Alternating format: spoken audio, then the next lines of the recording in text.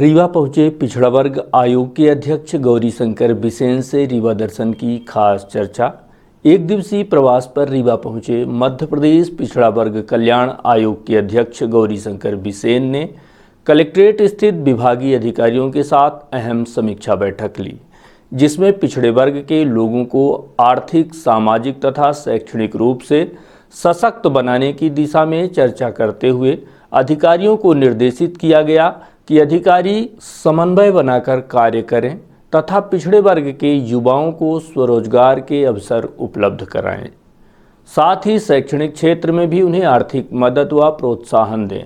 इसके साथ ही कौशल उन्नयन व प्रशिक्षण देकर उन्हें आर्थिक व सामाजिक रूप से सशक्त बनाएं। उन्हें आर्थिक व सामाजिक रूप से सशक्त बनाने की दिशा में प्रयास करें। इसके अलावा अन्य मुद्दों को लेकर उनसे हमारे प्रतिनिधि मनीष मिश्रा द्वारा बात की गई। तो आइए जानते हैं कि रीवा दर्शन से खास चर्चा करते हुए मध्य प्रदेश पिछड़ा वर्ग कल्याण आयोग अध्यक्ष गौरीशंकर बिसेन ने क्या कहा। नमस्कार, मैं मनीष मिश्रा, आप देख रहे हैं रीवा दर्शन। इस समय हमारे साथ हैं मध्य प्रदेश पिछड़ा वर्ग कल्याण आयोग के अध्यक्ष गौरीशंकर बिसेन जी। सर, सबसे पहले तो आपका रीवा दर्शन में स्वागत है। धन्यवाद। आपने आज सर कलेक्ट्रेट में जो समीक्षा बैठक थी उस पर किन प्रमुख बिंदुओं पर चर्चा हुई?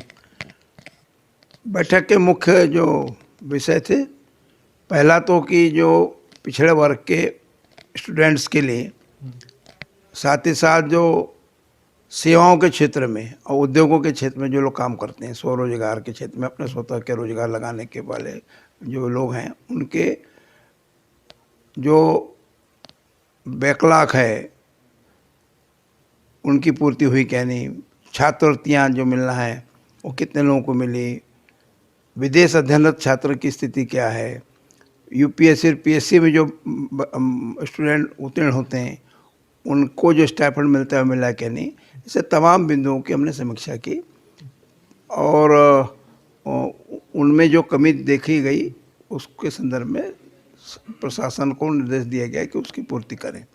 दूसरा है 2 सितंबर 2021 को मध्य प्रदेश सरकार द्वारा पिछड़ा वर्ग कल्याण आयोग का गठन किया गया है। उस गठन के उपरांत प्रथम प्रवास हमारा है जो रीवा में हम आए हुए। आज हमारे जो मध्य प्रदेश के जो कुल ज़िले हैं उसमें 29 जिलों का हमारा दौरा हो चुका है। राजपत्र में 6 बिंदुओं के ऊपर हमें काम करने का प्रकाशन हुआ है। जो गजट नोटिफिकेशन है उन बिंदुओं के ऊपर हमने कुछ जानकारी के परिपत्र भेजे, कुछ जानकारी हमें मिली, जिसमें शैक्षणिक, सामाजिक और आर्थिक तीनों बिंदुओं के ऊपर हम सर्वेक्षण कर रहे हैं और उस सर्वेक्षण के बाद में आयोग जब काम पूरा अपना करेगा तो अपना प्रतिवेदन शासन को सबमिट करेगा। तो आप की आगे की क्या रणनीति है पिछड़ा वर्ग को समान सब बराबर स्तर पर लाने के लिए? देखिए, जहाँ तक पंचायती राज के चुनाव हैं या स्थानीय निकायों के चुनाव हैं, अभी विधानसभा का सत्र हुआ, उस सत्र में सर्वसम्मति से प्रस्ताव पारित किया गया, जिस प्रस्ताव को माननीय मुख्यमंत्री ने रखा कि पिछड़े वर्ग के आरक्षण के बिना राज्य में पंचायती राज के चुनाव नहीं होंगे। हमने अपनी भावनाओं को और राज्य के पिछड़े वर्ग की जनता के अधिकारों को उस संकल्प के माध्यम से पारित किया है और उसी के ऊपर राज्य सरकार आगे बढ़ रही है। उसी दिशा में प्रमाण हम अपना प्रस्तुत करने के लिए जिलों से ग्राम पंचायतों में, जनपद पंचायत क्षेत्रों में, जिला पंचायत क्षेत्रों में कुल मतदाता कितने हैं और उसमें ओबीसी के कितने मतदाता हैं इसकी गणना करा रहे हैं, जिसको आवश्यकता पड़ने पर न्यायालय के सामने प्रस्तुत करेंगे। अच्छा, धन्यवाद। तो ये हमारे साथ थे मध्य प्रदेश पिछड़ा वर्ग कल्याण आयोग के अध्यक्ष। धन्यवाद। पिछड़ा वर्ग कल्याण आयोग अध्यक्ष के रीवा पहुंचने पर ओबीसी महासभा के प्रतिनिधि मंडल द्वारा ज्ञापन भी सौंपा गया।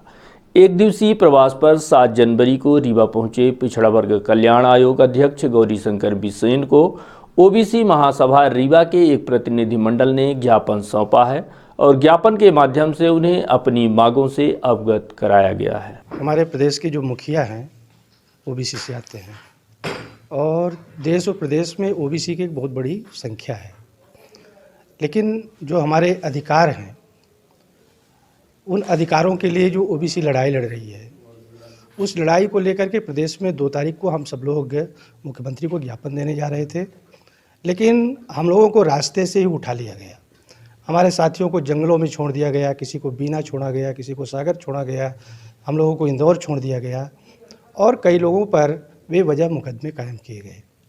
तो आज अध्यक्ष जी आए थे इन्हीं मांगों को लेकर के, चूँकि हमारे जो मुखिया हैं वो भी ओबीसी से आते हैं और ओबीसी पर अत्याचार करना ये हम लोगों की समझ से बाहर है। तो हम लोग मांग किए हैं कि ओबीसी के ऊपर जो भी मुकदमे किए गए हैं उनको वापस लिया जाए और हमें 27% आरक्षण दिया जाए और पंचायत राज में जो आरक्षण खत्म किया गया था उसको बहाल किया जाए। जिन बिंदुओं पर हमारी ओबीसी महासभा की मांगे थी हमने उनको अवगत कराए हैं।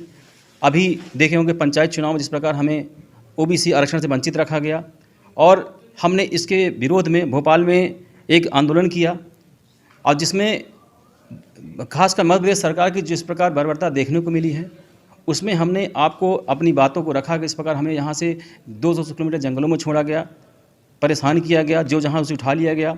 इसलिए हमने आज उनको रीवा आगमन हमने ओबीसी महासभा द्वारा घेरा गया और अपनी बातें कही गई और विरोध दर्ज कराया। आपकी मांगों में प्रमुख बिंदु कौन कौन? हमारी मुख्य बिंदु है इसमें कि आप पंचायत चुनाव में आरक्षण लागू करें और दूसरा 27% रिजर्वेशन सुनिश्चित करें और जाति जनगणना ओबीसी की इसको लागू करेंगे।